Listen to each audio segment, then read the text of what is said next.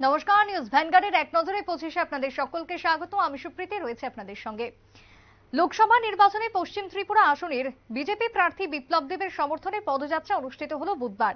14 বাধারঘাট বিধানসভা কেন্দ্রের বিধায়িকা মীনারানী সরকারের উদ্যোগে গোটা এলাকাতে অনুষ্ঠিত হয় এই পদযাত্রা। পদযাত্রায় অংশগ্রহণ করেন প্রার্থী বিপ্লব কুমার দেব, বিধায়িকা মীনারানী সরকার সহ দলীয় কর্মী সমর্থকরা।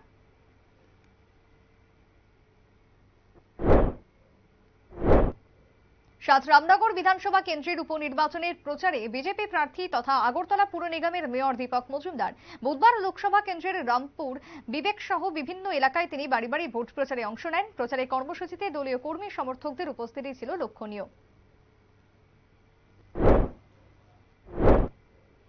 বক্সার বিজেন্দ্র সিং বিজেপিতে প্রথম ভারতীয় বক্সার হিসেবে অলিম্পিকে পদক জয় করেছিলেন।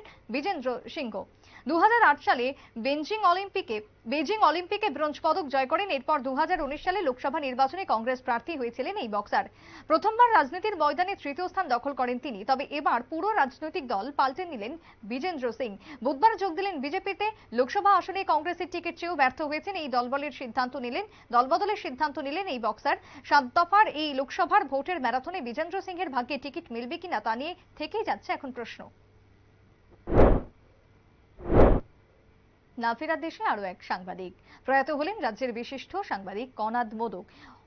বেশ কিছুদিন ধরে কিডনির সমস্যায় ভুগছিলেন তিনি। প্রয়াত সাংবাদিকের মৃতদেহ আগরতলা প্রেস ক্লাবে নিয়ে আসা হলে তাকে শেষ শ্রদ্ধা জানানো হয়। প্রেস ক্লাবের সভাপতি জয়ন্ত ভট্টাচার্য, সুদীপ রায় বর্মন, জিতেন্দ্র চৌধুরী সহ অগণিত মানুষ উপস্থিত ছিলেন। পরে বটতলা মহাশ্মশানে তার শেষকৃত্য সম্পন্ন হয়।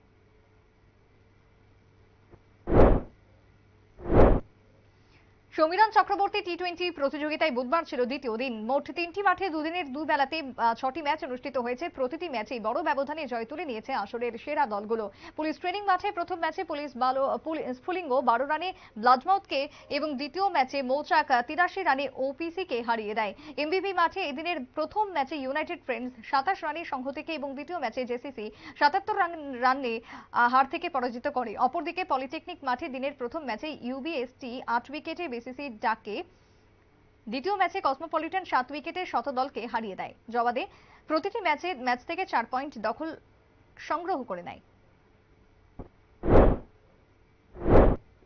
রাজধানীতে আবারও মিলল এক মহিলার মৃতদেহ।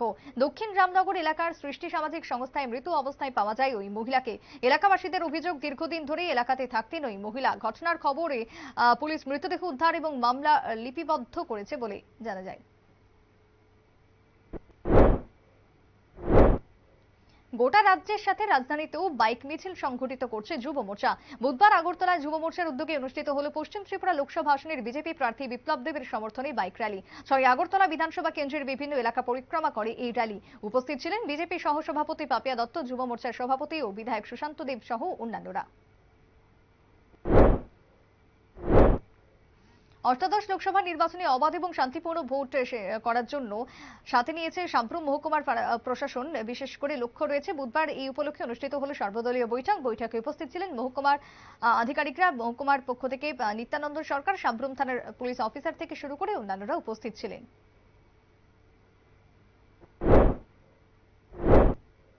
পশ্চিম ত্রিপুরা লোকসভা আসনের ভোট প্রচারে শাসক দলের সাথে সমানভাবে চালাচ্ছে প্রচার ইন্ডিয়া জোটের প্রার্থীরাও। শুধু বাড়ি বাড়ি প্রচার নয়, পথসভা, জনসভার পাশাপাশি বাইক র্যালি সংঘটিত করছে ইন্ডিয়া জোটের প্রার্থী আশিস কুমার সাহা।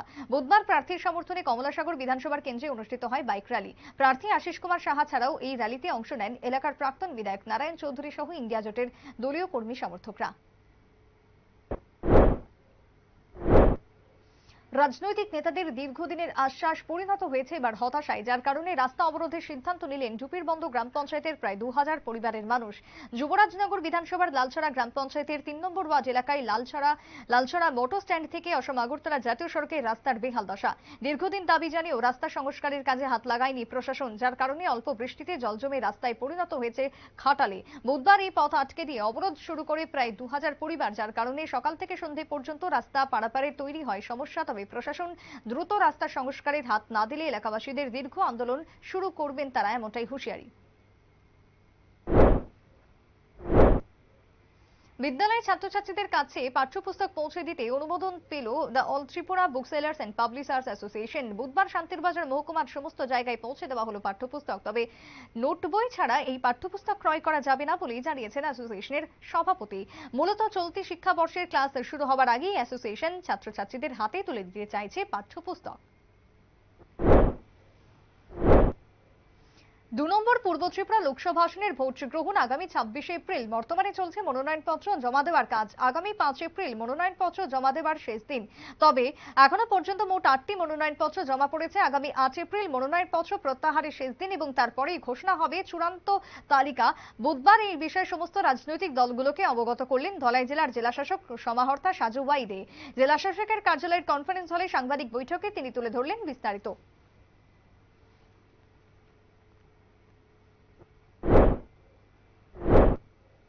গাঁজা বিরোধী অভিযানে এবার সফল হলো মোহনপুর মহকুমাধীন পুলিশ আধিকারিক। গোপন সংবাদের ভিত্তিতে অভিযান চালিয়ে সিধাই থানাধীন সুরেন্দ্রনগর সুবুর এলাকায় অভিযান চলে। অভিযানে রণবীর দেববর্মার নামে এক ব্যক্তির বাড়ি থেকে 117 কেজি গাঁজা উদ্ধার করে পুলিশ, যার বাজার মূল্য 9 লক্ষ টাকা। অভিযানকালে পুলিশ রণবীর দেববর্মাকে গ্রেপ্তার করে। তারই বিরুদ্ধে সিধাই থানায় একটি মামলা লিপিবদ্ধ হয়েছে। আবারও সড়ক দুর্ঘটনা বুদ্ধজংনগর থানাধীন বাইপাস এলাকায়। গাড়ি চালকের অসতর্কতা অবলম্বনের কারণেই মাঝপথে উল্টে যায় TR01AT 0328 নম্বরের গাড়িটি। অপর দিক থেকে দ্রুত গতিতে আসা একটি গাড়িকে পাশ দিতে গিয়ে উল্টে যায় গাড়িটি। এরই ফলে আহত হয়েছেন গাড়িতে থাকা রাজীব রায়। অগ্নি নির্বাপক দপ্তরের কর্মীরা আহত রাজীব রায়কে হাসপাতালে পাঠিয়ে দেয়। এই রাজ্যের ভোট সংস্কৃতিতে প্রবাদ রয়েছে উৎসব মুখর ভোট। সেই ট্র্যাডিশন ধরে রাখতে এবারও মরিয়া আরক্ষা প্রশাসন। বুধবার সোনামুড়া আরক্ষা প্রশাসনের দপ্তরের উদ্যোগে অনুষ্ঠিত হলো সর্বদলীয় বৈঠক। যাত্রাপুর থানার উদ্যোগে বৈঠকে বিভিন্ন রাজনৈতিক দলের প্রতিনিধি ছাড়াও উপস্থিত ছিলেন সোনামুড়া মহকুমা আধিকারিক শশীমোহন দেববর্মা, যাত্রাপুর থানার OC Subrata Debnath, police inspector Shyamsundar Reang সহ অন্যান্যরা।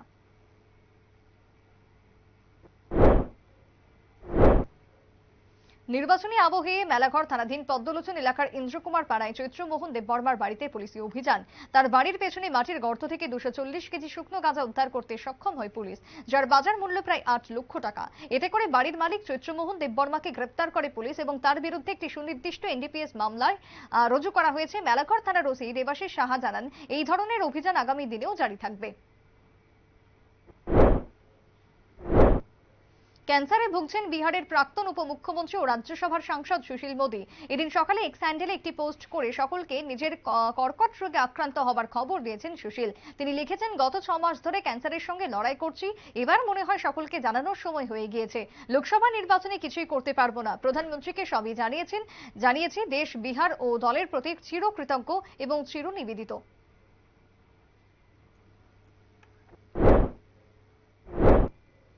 গত কয়েক মাস ধরে শিক্ষক স্বল্পতায় ঢুকছে উত্তর ত্রিপুরা জেলার কদমতলা ব্লকের অন্তর্গত বাঘুন উচ্চ মাধ্যমিক বিদ্যালয়টি। এরই প্রতিবাদে প্রাথমিক বিভাগের ইনচার্জ সঞ্জয় পুরকায়স্থ গত 2 মাস ধরে শিলচরের একটি বেসরকারি নার্সিং হোমে চিকিৎসাধীন। পাশাপাশি শিক্ষিকা মুর্শিদা পারভিনও মেডিকেল লিভে রয়েছেন। তৃতীয় শিক্ষক জয়দীপ চক্রবর্তী, যিনি স্কুলে না গিয়ে প্রতিদিন কদমতলা এলাকায় মদমত্ত হয়ে ঘুরে বেড়াচ্ছেন। এহেন পরিস্থিতিতে স্কুলের প্রাথমিক বিভাগ সম্পূর্ণরূপে বন্ধ হয়ে রয়েছে। প্রতিদিন সকালে ছাত্রছাত্রীরা স্কুলে আসলেও তারা শিক্ষক শিক্ষিকাদের না পেয়ে স্কুল সংলগ্ন এলাকায় যে যার মতন করে ঘুরে বেড়াচ্ছে কচি কাঁচা শিশুরা। এরপর স্কুলের সময় পার হয়ে গেলে তারা প্রকৃতি থেকে শিক্ষা নিয়ে যে যার মতন বাড়ি ফিরছে। মোদ্দা কথায় বর্তমানে স্কুলটি শিক্ষক স্বল্পতায় ঢুকছে, পড়ুয়াদের সুন্দর ভবিষ্যৎ অন্ধকারের পথে। রাজ্যসভা থেকে অবসর নিলেন প্রাক্তন প্রধানমন্ত্রী মনমোহন সিং। কংগ্রেসের সভাপতি মল্লিকার্জুন খার্গে জানালেন, অবসরের এই যুগের অবসান হলো এক যুগের। সেই সঙ্গে এক আবেগঘন চিঠিতে খার্গের দাবি, আপনি সকলের কাছে হিরো হয়ে থাকবেন। তিনি মনমোহনের উদ্দেশ্যে লিখেছেন, সক্রিয় রাজনীতি থেকে আপনি অবসর নিচ্ছেন ঠিকই, কিন্তু আমি আশাবাদী আপনি জ্ঞানের কণ্ঠস্বর হয়েই থাকবেন। যখন সম্ভব হবে দেশের নৈতিকতার মাপকাঠি দেশবাসীর কাছে তুলে ধরবেন। আপনার সুস্থ শান্তিপূর্ণ জীবনের কামনা করি। নির্বাচনী প্রচারে ঝড় তুলতে চাইছে তেলিয়ামুড়া বিধানসভার অন্তর্ভুক্ত তেলিয়ামুড়া বিজেপি মন্ডল কমিটি। নির্বাচনের প্রচার মূলত বুথ ভিত্তিক করা হয়ে থাকে। বুথকে শক্তিশালী করা এবং সক্রিয়ভাবে কাজ করার শক্তির জোগাড় দিলেন বিধায়িকা কল্যাণী সাহারাই এবং তেলিয়ামুড়া মন্ডল কমিটি। সেই উদ্দেশ্য নিয়ে তিনি তেলিয়ামুড়া বিধানসভার অন্তর্গত 54টি বুথ অফিস একই দিনে উদ্বোধন করলেন। বুথ অফিসের উদ্বোধনে ছিলেন বিধায়িকা ছাড়াও তেলিয়ামুড়া মন্ডলের নেতৃত্বরা। সাত সকালের ভয়াবহ ভূমিকম্পে কেঁপে উঠল তাইওয়ান। রিক্টার স্কেলে ভূমিকম্পের তীব্রতা ছিল 7.8। ঘটনায় ব্যাপক ক্ষয়ক্ষতির আশঙ্কা করা হচ্ছে। ভেঙে পড়েছে একাধিক বাড়ি। বিজ্ঞানীদের দাবি এই ভূমিকম্পের কেন্দ্রস্থল ছিল তাইওয়ানের হুয়ালিয়ান শহর থেকে 18 কিলোমিটার দক্ষিণে এবং ভূপৃষ্ঠ থেকে 38.8 কিলোমিটার গভীরে। মার্কিন বিজ্ঞানীদের তরফে ভূকম্পনের তীব্রতা 7.8 বলেই দাবি করা হলেও জাপানের আবহাওয়া দপ্তরের দাবি ভূকম্পের তীব্রতা ছিল 7.5। বড়সড় এই ভূকম্পের ফলে সুনামির সতর্কতা জারি করা হয়েছে প্রশান্ত মহাসাগরীয় দ্বীপপুঞ্জ তাইওয়ানে। গত রবিবারের প্রবল ঘূর্ণিঝড়ে ক্ষতিগ্রস্ত রাবার বাগানগুলি পরিদর্শন করলেন রাবার বোর্ডের ফিল্ড অফিসার। বুধবার সকালে তারা লেম্বুতলী, এমসি নগর, পশ্চিম গোকুলনগর, চাম্পামুড়া সহ বেশ কয়েকটি এলাকার ক্ষতিগ্রস্ত রাবার বাগানগুলি পরিদর্শন করেন। রাবার বোর্ডের ফিল্ড অফিসার জানান, দুপুর পর্যন্ত লেম্বুতলী, এমসি নগর এলাকায় প্রায় 15টি রাবার বাগান সরেজমিনে পরিদর্শন করা সম্ভব হয়েছে। 28খানি রাবার বাগানের 2200 রাবার গাছ পুরোপুরি ধ্বংস হয়ে গেছে বলেও জানান তিনি।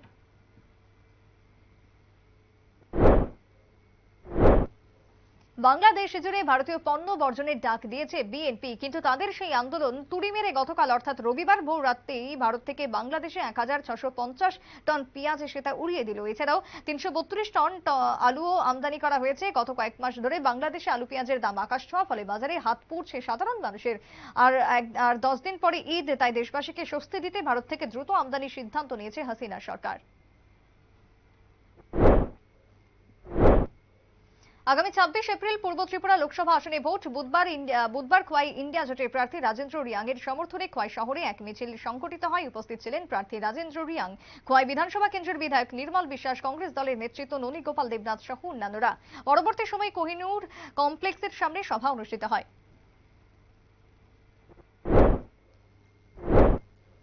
ইডি হেফাজত শেষ হওয়ার পর আবগারি দুর্নীতি মামলায় 14 দিনের জেল হেফাজত হয়েছে দিল্লির মুখ্যমন্ত্রী অরবিন্দ কেজরিওয়ালের। এই মুহূর্তে তাকে থাকতে হচ্ছে তিহার জেলে। এই পরিস্থিতিতে জানা গেল ভালো নেই আপ সুপ্রিমো। 21 মার্চ তাকে গ্রেপ্তার করেছিল ইডি। তারপর থেকেই এই কয়েকদিনে 4.5 কেজি ওজন কমে গিয়েছে নাকি তার, এমনটাই দাবি আম আদমি পার্টির। যদিও জেল কর্তৃপক্ষের দাবি ভালোই আছেন কেজরি। জেলের চিকিৎসকরাও তার শারীরিক অবস্থা সংক্রান্ত কোনো সমস্যার কথা আপাতত জানাননি। এখনকার মতো এক নজরে 25 পর্যন্তই। পরবর্তী নিউজ আপডেট এবং টকশো দেখার জন্য চোখ রাখবেন শুধুমাত্র নিউজ ভ্যানগাড়ির পর্দায়। নমস্কার।